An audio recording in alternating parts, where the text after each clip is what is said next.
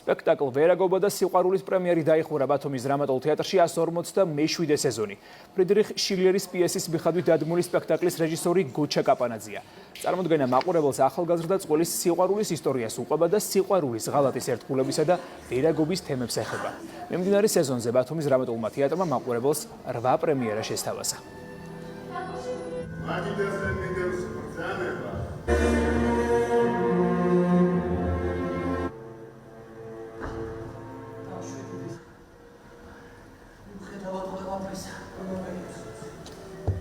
არჩევლად თამაშობდნენ მსახიობები, შინაარსიც კარგი იყო და მართლაც მასეთი დიალოგები ხშირი იყოს ბათუმის თეატრში. ძალიან მომეწონა ყველაფერი, შესრულებაც, მუსიკაც, ყველაფერი ძალიან კარგი იყო. ულოცავ პირველ რიგში თეატრს სეზონის წარმატებულ დახურვას.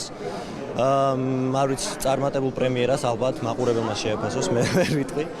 და რა ვიცი, გონი კარგად ჩაიარა ყველაფერი. მაყურებლის ემოცია არის განსაზღვრელი იმ ყველაფრისა თუ როგორი ნაყოფიერი წელი გამოგვივიდა ჩვენ და მე მგონი რომ ჩვენ ყოველ შემთხვევაში ცდა არ დავაკელით. 6 თვეში მოვახერხეთ 8 პრემიერის ჩუქება ბათუმელი მაყურებლისათვის. მე მგონი ეს ყველაფერზე მეტყველებს.